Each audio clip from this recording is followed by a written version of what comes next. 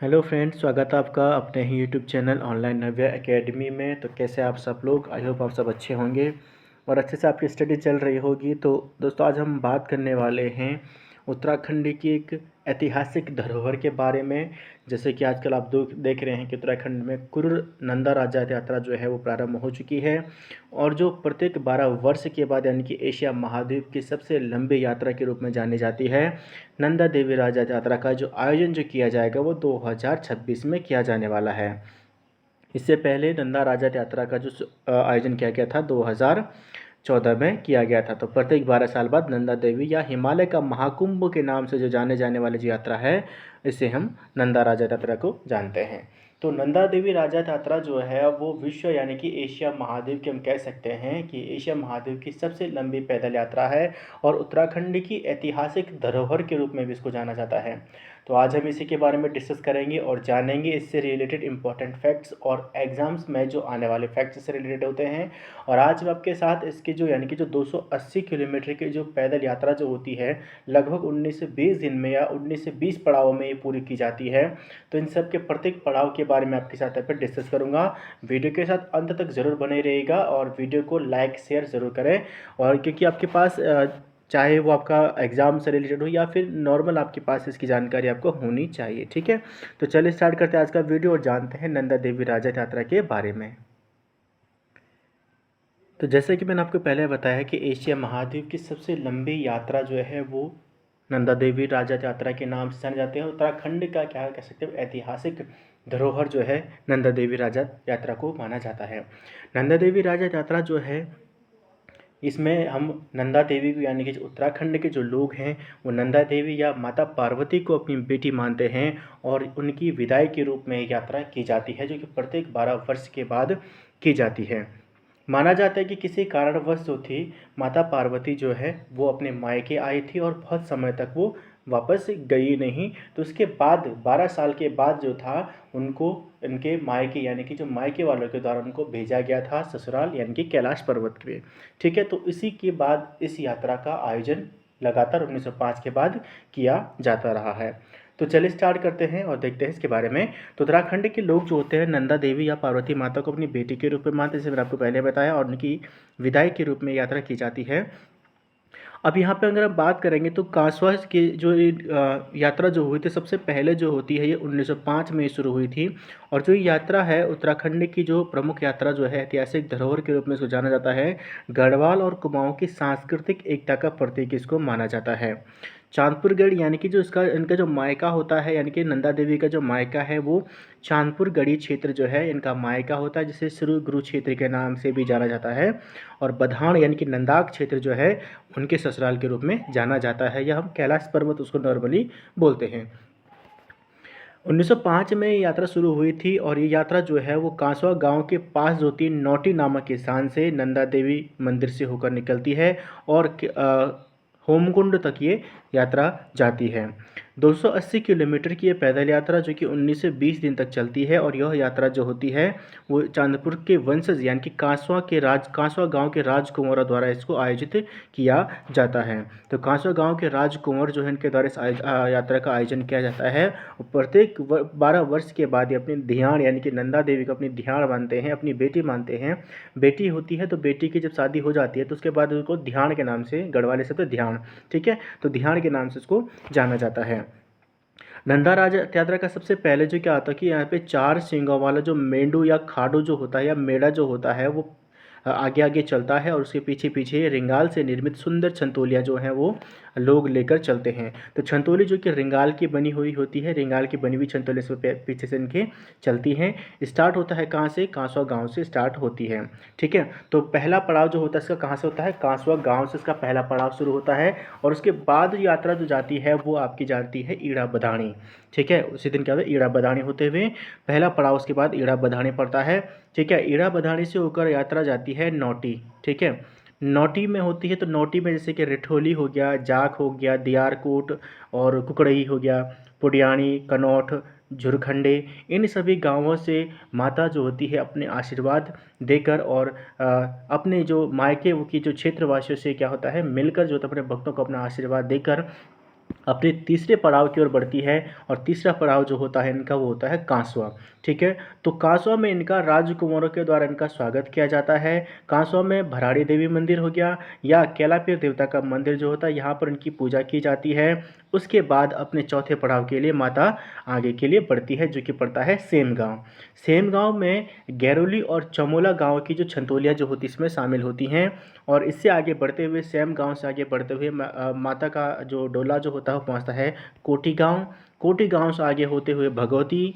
ठीक है, कोठी गांव से आगे होते हुए भगवती पहुंचती है। भगवती से जब आगे जाती है तो सातवां पड़ाव जो होता है सातवां पड़ाव, ठीक है, तो सातवां पड़ाव पड़ता है कुलसारी।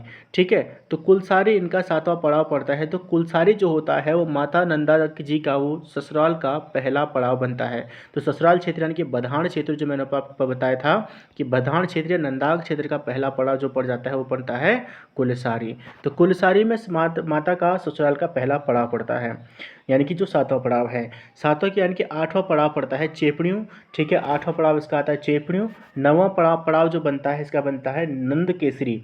नंद केसरी में क्या होता है कि जो नंद केसरी जो होता है जो जो आपका नंद केसरी है, तो नंद केसरी में यहाँ पर कुमाऊं की जो नंदा देवी होती हैं या कुमाऊं की जोले देव डोलियाँ भी इसमें शामिल हो जाती हैं। और यहाँ से फिर आगे नंदा देवी की यात्रा बढ़ती है अपने 10वें पड़ाव के लिए जो होता है फल्दिया गांव।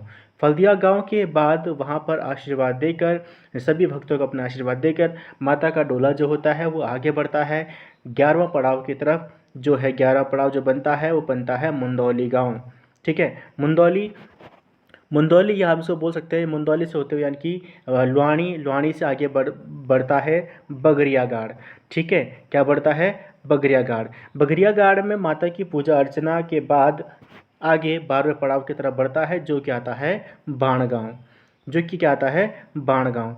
बाणगांव में क्या होता है यहाँ पे माता की पूजा की जाती है यानी कि लोहा जंग जो है यहाँ पे लोहा जंग से यात्रा जो है वो बाणगांव गांव पहुँचती है जहाँ पे घोसिंग कालीदानु और नंदा देवी के मंदिर यहाँ पर स्थित हैं।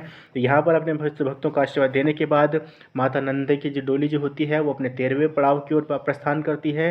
13वां पड़ाव पड़ता है यहाँ पर गैरोली पातल। ठीक है, कौन सा पड़ता है गैरोली पातल। तो ये गैरोली पातल जो होता है वो पहाड़ जो होते हैं यानी कि ये जो पहाड़ है यहाँ पर जो वो यात्रा का पहला निर्जन पड़ाव मिलता है। निर्जन मतलब जहाँ पर फिर जनजीवन नहीं है, लोग निवास नहीं करते हैं, तो गैरोली पातल तक ही लोग निवास करते हैं। उस ऊपर क्या है पहाड़ी क्षेत्र है और पहाड़ी क्षेत्र क्या होता है कि जो हिमालयी क्षेत्र जो है जहाँ पर लोगों का निवास कम ही पाया जाता है। तो निर्जन पड़ाव का यहाँ पर से यात्रा शुरू हो जाती है। 13वें पड़ाव के बाद जब नंदा राजा यात्रा आगे के लिए बढ़ती है अपने 14वें पड़ाव के लिए और 14वें पड़ाव में आपके पास आता है बेदिनी बुग्याल। तो बेदिनी बुग्याल में माता की यहाँ पर फिर से पूजा की जाती है। माता की पूजा यहाँ पर की जाती है। यहाँ पर माना जाता है कि माता द्वारा रक्त बीज का वध करने के बाद जब शंकर जी ने महाकाली को इस कुंड में स्नान कराया था और पुनः उनको महागौरी रूप मिला था, इसी कारण से इसको बेदिनी के नाम से जाना जाता है। आगे यहाँ से बढ़ते हुए 15वें पड़ाव की तरफ माता की डोली पहुँचती है और पहुँचती है पातर नचौड़िया। पातर नचौड़िया नामक स्थान पर पहुँचती है पातर नचौड़िया। ठीक है, तो पातर नचौड़िया में के बाद जो होता है कि तेज चढ़ाई जो होती है यानी कि खड़ी चढ़ाई यहाँ से शुरू हो जाती है। इसके बाद जो अपने 16वें पड़ाव की तरफ बढ़ती है जो कि बढ़ता है शिला समुद्र। शिला समुद्र में वहाँ पर माता जी की पूजा की जाती है। पातर नचौड़े में हमने एक चीज़ यहाँ पे देखी थी कि यहाँ पे पातर नचौड़ा पार करके जब होता है कि क्या पता है क्या कहते हैं कि कैलवा विनायक। पातर नचौड़ा के बाद पड़ता है पहले कैलवा विनायक। तो कैलवा विनायक पहले माता की डोली पहुँचती है, उसके बाद पहुँचती है बगवासा। बगवासा के बाद आता है बल्लभ स्वेलड़ा, फिर रूपकुंड पहुँचती है। रूपकुंड के बाद शिला समुद्र पहुँचती है। तो तब 16 जो पड़ाव पड़ता है वो पड़ता है आपका शिव समुद्र के रूप में। शिव समुद्र के रूप में 16वां पड़ाव पड़ता है। यहाँ से आगे बढ़ती डोली 17वें पड़ाव पर बढ़ती है और जो पड़ता है चंदनिया घाट। चंदनिया घाट पर यहाँ पर माता की डोली पहुँचती है। फिर इसके बाद आगे बढ़ते हुए पहुँचती है 18वें पड़ाव पर। 18वें पड़ाव पर माता की डोली पहुँचती है सुतोल गांव। सुतोल गांव में राजात क्या होती है कि राजात जो पूजा के बाद जो होता है कि यहाँ पे विश्राम किया जाता है, विश्राम के लिए फिर सुतोल गांव पहुँचती है। इससे पहले हमने चंदनिया घाट देखा, तो चंदनिया घाट में राजात की जो मनाने के बाद क्या होता है कि नंदा भक्त जो होता है वहाँ पर रात को विश्राम करते हैं और फिर उसके बाद चंदनिया घाट पहुँचते हैं। ठीक है, होमकुंड में राजात जब होती है और पहले होमकुंड जाती है और फिर उसके बाद वो चंदनिया घाट पहुंचती है। तो होमकुंड में रात को क्या होता है कि अपना विश्राम करके फिर चंदनिया घाट के लिए पहुंचते हैं, और चंदनिया घाट में फिर पूजा के बाद सुतोल गांव पहुंचते हैं। सुतोल गांव के बाद फिर 19वां पड़ाव यानी कि वापसी की ओर हो जाती है, कि होमकुंड जो होता है वो अंतिम स्थान है। तो होमकुंड के बाद वापस हो जाती है यात्रा। होमकुंड पर वहाँ पर माता की पूजा जो होती है ब्रह्म कमल के पुष्पों से की जाती है। किसके पुष्पों से? ब्रह्म कमल के पुष्पों से की जाती है। और जो माता के साथ जो भी उनके मायके के जो जितने सब भी जो पड़ाव बताए हैं वो उस मायके क्षेत्र के हैं। वहाँ से माता जो होती है सभी अपने भक्तों से मिलकर या उनको अपना आशीर्वाद देकर होमकुंड जब जाती है तो उनके भक्तों के द्वारा अपने ध्यान को जो जो उपहार दिए जाते हैं, चाहे किसी भी तरीके से खान पान की चीज़ें हों या आभूषण होते हैं, तो अपनी श्रद्धा अनुसार जो भी भक्तों के द्वारा दिए जाते हैं उस जो मेंढा होता है, चौसिंगा खाडू जो होता है, जो भेजा जाता है उसके साथ जो आगे आगे चलता है, वहाँ से अपने आप वहाँ पर उनको दे दिया जाता है। ठीक है, तो चौसिंग के खाडों के पास बांध कर जो होता है उनको छोड़ दिया जाता है, और फिर उसके बाद वहाँ से सभी यात्री जो होते हैं वापस आ जाते हैं। वापस आने के बाद जैसे चंदनिया घाट के बाद सुतौल गांव के बाद फिर घाट 19वां पड़ाव पहुँचता है, और अंतिम पड़ाव पहुँचता है फिर नौटी गांव, वापसी के अंतिम पड़ाव हो जाता है। ठीक है, तो कुल 20 पड़ाव में यात्रा की जाती है। यहाँ पे एक चीज़ मैंने आपको बताई थी, बाणगांव। ठीक है, तो बाणगांव जो होता है वहाँ पर जो होता है कि जो माता का यानी कि जो नंदा देवी का ध्वजवाहक जिसको बोला जाता है, और भाई जो बोला जाता है लाटू देवता भी यहीं से यानी कि 1900 जो आपका 12वां पड़ाव पड़ता है बाणगांव, तो वहाँ से नंदा देवी की यात्रा में शामिल होता है। ठीक है, तो ये इनमें पूरे के पूरे पड़ावों के बारे में आपको बताया है। तो चले आगे देखते हैं इसके बारे में। तो यहाँ पे जो जैसे मैंने यहाँ पे बताया कि लिखा है कि ससुराल क्षेत्र का पहला पड़ाव कुलसारी होता है, और नंदा देवी यात्रा में कुमाऊं के लोग अपनी अपनी कुल देवी के साथ जो होते हैं शामिल होते हैं, और वो कहाँ पर होते हैं? वो होते हैं नंद केसरी में। ठीक, कहाँ पर होते हैं? नंद केसरी में होते हैं। आगे देखते हैं इसके बारे में। नंदा देवी राज्य यात्रा में बाणगांव के बाद कोई बस्ती नहीं है, और यहाँ पर क्या होता है कि जो नंदा देवी का भारवाहक जो होता है या ध्वजवाहक बोलते हैं, या लाटू देवता जो है उनका भाई जो होता है लाटू देवता जो होता है वो उनके साथ यहाँ पर शामिल हो जाता है यात्रा में। इससे आगे बढ़ते हुए नंदा राज्य यात्रा जो पहुँचती है वो पहुँचती है बेदनी कुंड, जहाँ पर माता की पूजा ब्रह्म कमल के पुष्पों से की जाती है। बेदनी कुंड से 10 किलोमीटर की दूरी पर पहुंचती है, तो वहाँ पर है निराली धार, जिसे पातर नचौनिया के नाम से भी जाना जाता है।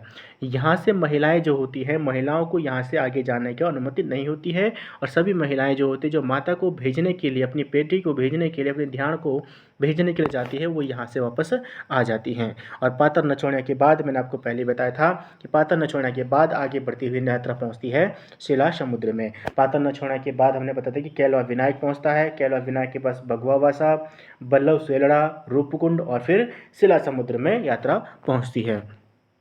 शिला समुद्र के बाद यात्रा जो होती है नंदा देवी राजा यात्रा का जो अंतिम पड़ाव जो होता है, जैसे कि मैंने आपको पहले बताया कि अंतिम जो पड़ाव होता है जाने का, फिर वापस यहाँ से और यात्रा कर रही थी, वापस लोग आ जाते हैं, यात्री जो होता है। ठीक है, तो नंदा देवी राजा यात्रा का जो अंतिम पड़ाव होता है वो होमकुंड होता है, जो त्रिशूल पर्वत की तलहटी पर बसा हुआ है, और यहाँ पर पूजा जो होती है माता की जो पूजा होती है ब्रह्म कमल के पुष्पों से की जाती है।